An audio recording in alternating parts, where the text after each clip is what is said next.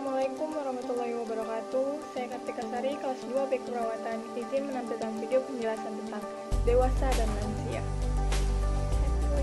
Usia dewasa. Usia dewasa 19-55 tahun merupakan rentang usia terpanjang dalam alur kehidupan manusia. Usia ini dikenal sebagai usia produktif, yang ditandai dengan pencapaian tingkat pendidikan, sukses dalam berkarir, kemampuan hidup, dan lain-lain. Usia dewasa dibagi menjadi 3 kelompok, yaitu usia 19-29 tahun yang disebut dewasa muda, 30-49 tahun, dan lebih dari 50 tahun yang sering dikenal dengan masa setengah tua.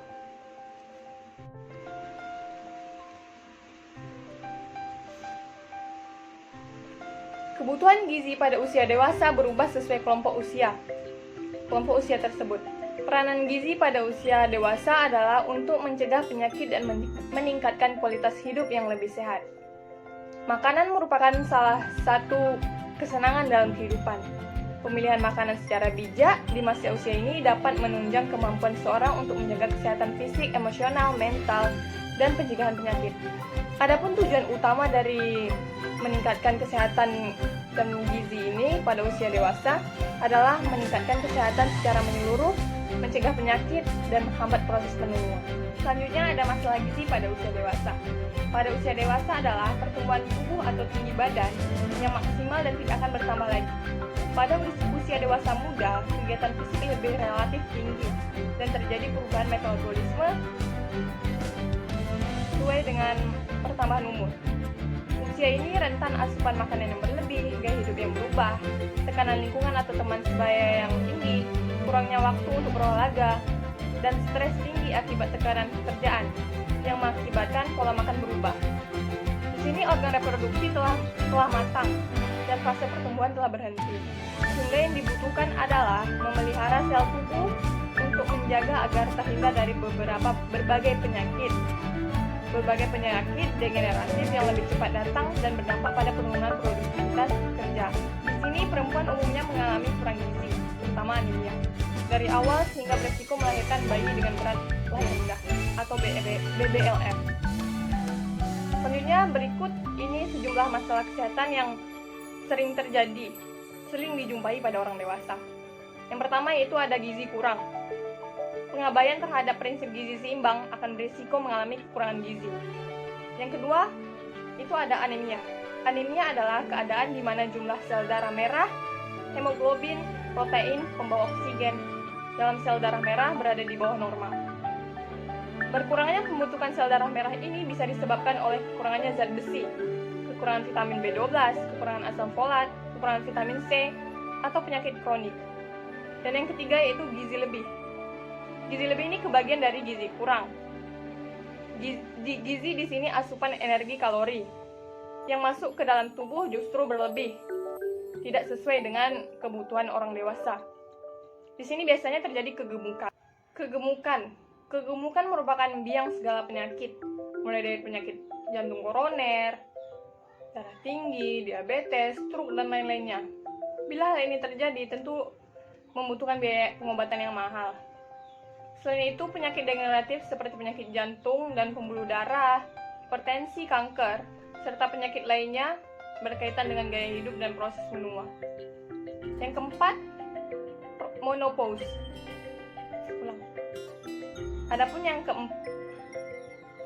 keempat, menopause. Ada hal khusus yang terjadi bagi perempuan dewasa akhir, yakni fase henti haid atau menopause. Inilah masa berakhirnya haid atau menstruasi. Umumnya terjadi di usia 45-55 tahun. Gejala henti haid ini diantaranya cold flash, yaitu rasa panas yang dirasakan mulai wajah menyebar ke seluruh tubuh. Rasa panas ini sering disertai dengan warna kemerahan pada kulit dan berkeringat. Henti haid berlangsung dalam 3 fase. Yang pertama yaitu fase premenopause 1. Tandanya haid masih berlangsung, tetapi perasaan panas dan perubahan suasana hati mulai dirasakan. Yang kedua yaitu premenopause 2. Tandanya mulai terjadi penurunan fungsi indung telur. Haid mulai tidak teratur, kadang timbul gejala lebih berat. Yang ketiga yaitu postmenopause. Periode ini di mana setelah 1 tahun tidak ada haid, atau pada beberapa perempuan haid masih terjadi setelah terhenti selama 6 bulan. Resiko osteoporosis menjadi ancaman bagi perempuan post-menopause, mengingat estrogen sangat berperan dalam pembentukan massa tulang.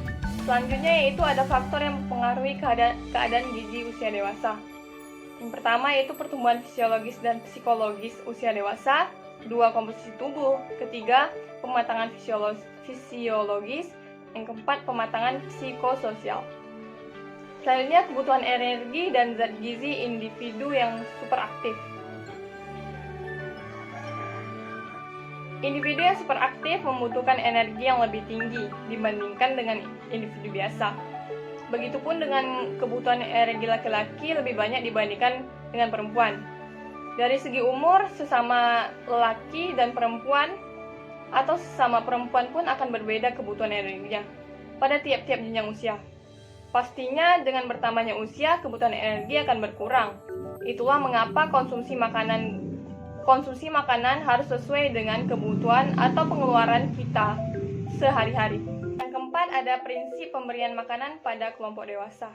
Yang pertama itu perlu diperhatikan ada prinsip gizi seimbang, pola hidup bersih dan sehat, aktivitas fisik, pemantauan berat badan.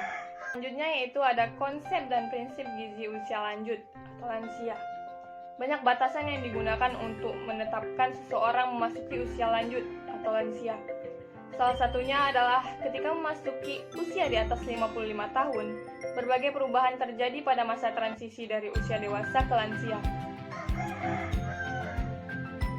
Perubahan tersebut ditandai dengan penurunan fungsi dan berbagai organ dalam jaringan. Proses penuaan merupakan proses alamiah, di mana jaringan mengalami perubahan struktur, fungsi yang menyebabkan kualitas hidup menjadi berubah. Selanjutnya ada kondisi dan khas permasalahannya pada lansia. Proses penuaan ditandai dengan peningkatan kehilangan otot, densitas tulang dan penurunan kualitas serta fungsi organ dan jaringan tubuh seperti jantung, otak, ginjal, hati, dan jaringan saraf. Berbagai permasalahan gizi dan kesehatan yang dialami lansia terkait dengan penurunan berbagai fungsi organ dan jaringan. Antara lain yang pertama yaitu organ pengindra.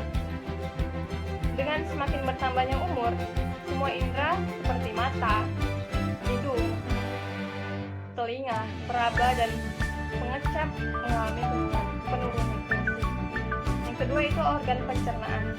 Karena perubahan yang ditandai dengan melemahnya sistem enzim, hormon, dan otot pencernaan, lansia membutuhkan makanan dengan tekstur yang lebih lembut dan citra rasa yang tidak terlalu tajam. Yang ketiga yaitu ada tulang dan gigi. Kepadatan tulang lansia mulai menurun sehingga beresiko mengalami pengeroposan tulang atau osteoporosis. Selain itu sistem gigi geligi tidak sempurna dan rapuh. Kondisi ini membuat lansia membutuhkan makanan dengan tekstur yang lebih lembut. Yang keempat yaitu ada rambut dan kulit. Rambut menjadi berubah dan lebih cepat rontok, sedangkan kulit menjadi keriput, kering, dan muncul bintik-bintik hitam atau pigmentasi. Yang kelima ada jantung dan pembuluh darah. Proses menua mengakibatkan melemahnya kerja otot jantung dan berkurangnya elastisitas pembuluh darah. Kondisi ini bisa menyebabkan gangguan kesehatan jantung dan pembuluh darah. Terakhir ada pernapasan. Saat tua, elastisitas paru-paru berkurang. Paru-paru menjadi kaku dan kemampuan untuk menyesuaikan dengan latihan fisik berkurang, sehingga napas menjadi ngos-ngosan saat bekerja. Selain perubahan di atas, juga terjadi penurunan kemampuan fisik yang ditandai dengan mudah lelah, gerakan lebih lamban dibandingkan dengan usia sebelumnya, dan karena imunitas yang makin menurun, lansia jadi sering sakit, khususnya bagi perempuan yang akan mengalami henti haid atau menopause. Penurunan aktivitas fisik yang tidak disertai dengan penurunan konsumsi makan menyebabkan lansia cenderung gemuk. Beberapa perubahan tersebut menyebabkan lansia rentan terhadap masalah gizi dan berbagai penyakit seperti kegemukan, terlalu kurus, anemia gizi, sembelit, penyakit degeneratif, dan osteoporosis. Oke, selanjutnya itu ada kebutuhan gizi lansia. Kebutuhan gizi lansia mempertimbangkan berbagai keunikan dan permasalahan yang telah dijelaskan tadi. Gizi lansia berbeda dengan gizi orang dewasa. Pada umumnya, kebutuhan akan energi semakin berkurang, sedangkan beberapa vitamin dan mineral yang dibutuhkan lebih banyak. Kebutuhan gizi lansia laki-laki berbeda dengan lansia perempuan. Semakin bertambahnya usianya, kebutuhan gizi lansia tersebut makin berkurang. Oleh karena itu, kebutuhan gizinya dikelompokkan berdasarkan usia, rentang 50-64 dan 55 ke atas, dan jenis kelaminnya. Selanjutnya yaitu ada prinsip gizi seimbang. Yang pertama itu ada variasi makanan. Batasi makanan berlemak dan manis serta tepung-tepungan. Bila kebutuhan energi di usia muda cukup besar, maka kebutuhan energi di usia tua mulai menurun. Itu terjadi karena perubahan komposisi tubuh, yaitu penurunan jumlah sel-sel otot yang menyebabkan menurunnya kebutuhan energi untuk menjalankan fungsi tubuh. Aktivitas fisik menurun. Setelah usia 50 tahun, umumnya kebutuhan energi berkurang 5% untuk tiap 10 tahun. Selanjutnya, batasi makanan yang meningkatkan kadar asam urat. Lansia berisiko mengalami GOUT, tinggi asam urat. Oleh karena itu, berbagai makanan sumber purin tinggi perlu dibatasi. Contohnya jeroan. Itu ada usus, hati, paru, ginjal, lidah, otak. Ikan dan makanan hasil laut atau seafood, jamur, kacang-kacangan, daun melinjo, kangkung, bayam, dan durian, dan lain-lain sebagainya. Selanjutnya, perbanyak makan buah dan sayuran segar. Buah dan sayuran segar merupakan sumber vitamin, mineral, dan serat yang alami. Selain itu mengandung banyak zat yang bermanfaat alami, antioksidan dan fitokimia. Selanjutnya, perbanyak makan buah dan sayur-sayuran segar. Buah dan sayuran merupakan sumber vitamin, mineral, dan serat alami.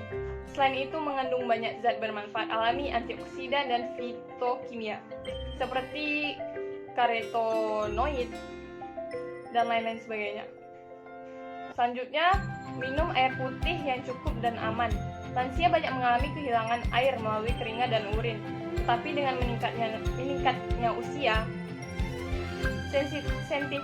sensitivitas bibir dan lidah dalam merasakan haus semakin menurun, sehingga sering terjadi kekurangan air atau dehidrasi ringan, yaitu penurunan cairan tubuh 2% dari berat badan. Lalu batasi garam. Asupan garam yang berlebih dapat menyebabkan meningkatnya resiko hipertensi yang berpotensi gagal ginjal dan gagal jantung. Selanjutnya, pilih tekstur dan cita rasa makanan atau minuman yang netral. Dengan mempertimbangkan fungsi dan sistem pencernaan lansia yang telah menurun, dianjurkan mengonsumsi makanan yang tekstur yang tidak keras tetapi mengandung serat. Yang kedua, pola hidup bersih dan sehat. Mengingat kondisi imunitas lansia cenderung menurun, maka kebersihan diri dan lingkungan perlu menjadi perhatian. Misalnya, cuci tangan dengan sabun sebelum dan sesudah makan, mandi dan membersihkan badan dengan baik dan benar, dan lain-lain sebagainya. Yang ketiga yaitu ada aktivitas fisik. Pada usia lanjut terjadi penurunan massa otot serta kekuatannya. Laju denyut jantung menjadi maksimal dan terjadi peningkatan lemak tubuh. Yang keempat, dan terakhir, pemantauan berat badan sehat lansia berpotensi mengalami kegemukan, terutama karena ketidakseimbangan pengeluaran dan masukan makanan atau energi. Oleh karena itu, setiap lansia dianjurkan untuk mengendalikan berat badannya agar normal atau sehat dengan mengatur pola makan bergizi seimbang dan cukup beraktivitas fisik. Demikian yang dapat saya sampaikan, terlebih dan terkurang saya mohon maaf. Akhir kalam, Assalamualaikum warahmatullahi wabarakatuh.